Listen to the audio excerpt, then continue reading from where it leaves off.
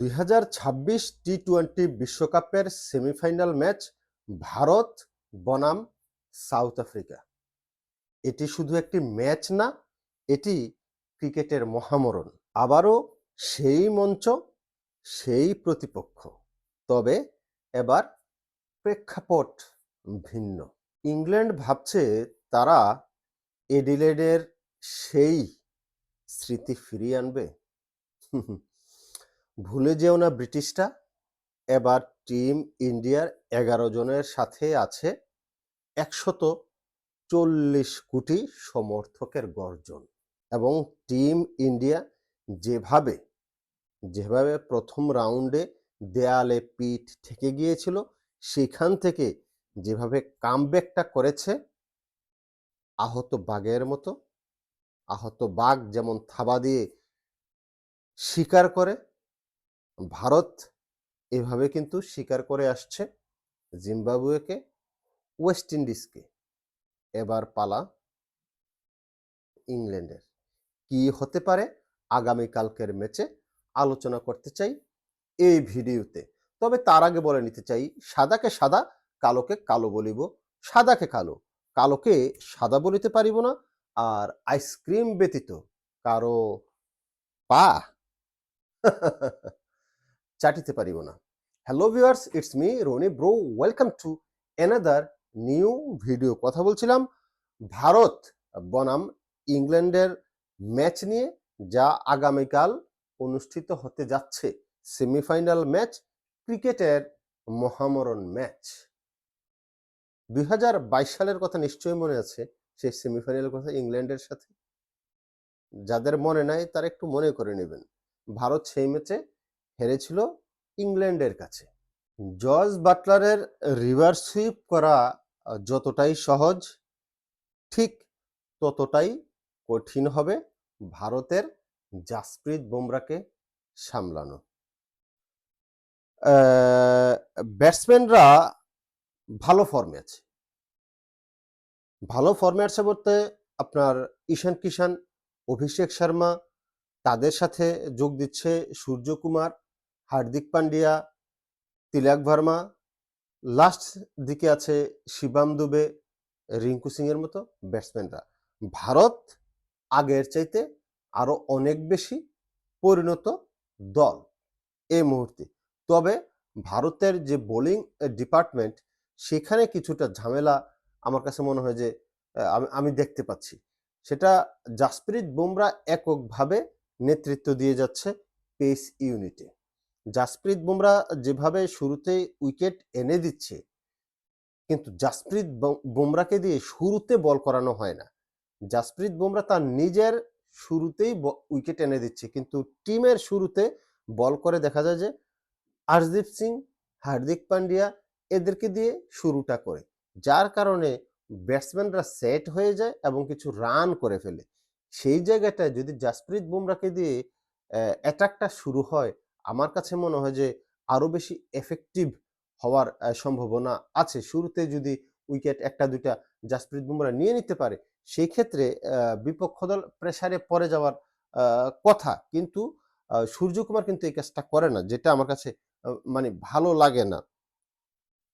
ইংল্যান্ডের কথা যদি একটু মনে করি যে 2022 সালের হিসাবটা কিন্তু সুদে আসলে নেওয়ার সময় হয়ে গেছে। 2022 সালে যেটা বলছিলাম সেমিফাইনালে হেরেছে। তো সেই জায়গাটায় ভারতের কিন্তু একটা বদলা বলেন বা প্রতিশোধ বলেন, যাই বলেন ক্রিকেটীয় ভাষায়, সেটা কিন্তু আগামীকাল হওয়ার একটা পসিবিলিটি আছে। এখন ইংল্যান্ডের ছেলেরা নাকি খুব ভালো বেসবল ক্রিকেট খেলছে। বাসবল ক্রিকেট খেলছে। এখন ওসবের ওরা নিজেদের ডেরায় খেলুক। ভারতের মাটিতে ইন্ডিয়ার সামনে ইন্ডিয়ার বোলারদের উইকেট উড়ানো আমি দেখছি।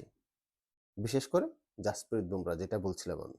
জাসপ্রীত বুমরা অসাধারণ ফর্মে আছে। বিশেষ করে তার স্লোয়ারগুলা খুব বেশি কাজে লাগতেছে। লাস্ট ওই দিন যে ম্যাচটা খেললো ওয়েস্ট ইন্ডিজের সাথে, যেভাবে আপনার ১ ওভারে ২ টা উইকেট পেল। সেকেন্ড উইকেটটাই কিন্তু স্লোয়ার ছিল। ওই স্লোয়ারেই কিন্তু ব্যাটসম্যানের নাম কি? সংসারে তো মন নাই, আফসোস। ভুলে গেছি। মানে একেবারেই ভুলে গেছি। সংসারে মন নাই। দেশের বাড়ি চলে যাইতে হবে, যাইয়া আম কাঁঠাল খাইতে হবে। দেওয়ানা হইয়া ফয়দা আছে? ফয়দা নাই। এনিওয়ে, এখন মেইন কথা হচ্ছে ভারতের যে বোলিং অ্যাটাক সেটাতে একটু নড়বড়ে ভাব আছে। তারপরে একটু একটু না, বেশ ভালো নড়বড়ে ভাব আছে। কারণ লাস্ট ম্যাচে আমরা দেখেছি ৩-৪ টা ইজি ক্যাচ ছেড়ে দিছে। ব্যাটসম্যান মনে হয় যে দেখে শুইনা অভিষেক শর্মা কোথায় আছে তার কাছে দাও, তাইলে সে ধরতে পারবে না। ওইভাবে দেখে শুনে মারতেছে এবং অভিষেক শর্মা ক্যাচ ধরতে পারতেছে না। ওইদিন একেবারে ইজি ক্যাচ ২ টা ছেড়ে দিছে। তারপরে আবার দেখলাম যে একটা run out, easy run out করার কথা ছিল। সেখানে মনে হয় বরুণ চক্রবর্তী ২ ব্যাটসম্যান এক জায়গায়, থ্রোইংও করছে এই জায়গায়। নন স্ট্রাইকে থ্রোইংটা করলে এটা ইজি রান, মানে ইজি রান আউট হয়ে যেত। এখন এই দিকটা একটু মনোযোগ দিতে হবে। এদিকটায় ভালোভাবে মনোযোগ দিতে হবে, কারণ একেবারে কি বলে আ খুব বেশি আ বাজে ফিল্ডিং, বাজে বোলিং কিন্তু প্রদর্শিত হইছে লাস্ট কয়েকটা ম্যাচে। আর এককভাবে কেউ আধিপত্য বিস্তার করতেছে না ব্যাটিং সাইডে। এটাও একটা ভালো যে একেক দিন একেকজন খেলে দিতেছে। লাস্ট ম্যাচে খেলে দিল সঞ্জু পুরা আ মানে কি বলে নায়কের ভূমিকায়। এর আগে আরেকটা ম্যাচ দেখলাম যে এ শিবাম দুবে, কয়েকটা ম্যাচেই বাঁচাইছে আ ভারতকে। তারপরে সূর্যকুমার মোটামুটিভাবে ফর্মে আছে। খুব বেশি ফর্মে নেই, তবে অনেক বেশি হিট করে সূর্যকুমার। যার কারণে আমি দেখলাম যে বড় সংগ্রহ করতে পারে না। তো সেদিকে একটু মনোযোগ দিতে হবে আমার কাছে যেটা মনে হয় যে। আর ইংল্যান্ডের কথা যদি আমি বলি, ইংল্যান্ডের ব্যাটসম্যানরা আ কিন্তু স্পিন খেলতে পারে। ভারতের যদি মনে করে ভারত যে আমরা স্পিন আ অ্যাটাক দিয়ে দল সাজাবো বা স্পিন দিয়ে তাদেরকে ঘায়েল করার চেষ্টা করব, এটা কতটুকু সাকসেস হয় তা কিন্তু বলা যায় না। কারণ ইংল্যান্ডের ব্যাটসম্যানরা আ কিন্তু আ ভালোই খেলে, স্পিন খেলে এবং তাদের নিজস্ব স্পিনার যারা আছে তারা তো ভালো বল করে। তো সেদিক দিয়ে চিন্তা করতে গেলে আপনার ইংল্যান্ডকে স্পিন দিয়ে ঘায়েল কতটুকু করা যাবে অ্যা সেটা একটু দেখার বিষয় আছে। আর অ্যা ইংল্যান্ড কিন্তু শক্তিশালী দল। ইংল্যান্ডের অ্যা করা যাবে না। কি বলে? অবহেলা করা যাবে না। ইংল্যান্ড যথেষ্ট শক্তিশালী আমার কাছে মনে হয়, এবং তাদের ব্যাটিং লাইনআপ ব্যাটিং লাইনআপ যথেষ্ট ভালো। আপনার বোলিং যদি বলি আর্চার ভালো ফর্মে আছে। তারপরে যদি বলি আপনার কি আ উড আ ভালো ফর্মে আছে। তারপরে টুঙ্গে হয়তো খেলতে পারে এই ম্যাচে। আর এই যে কুরআন আছে, তারপরে রশিদ লতিফ আছে, রেহান, কিন্তু লাস্টের দিকে এসে ব্যাটও করতে পারে।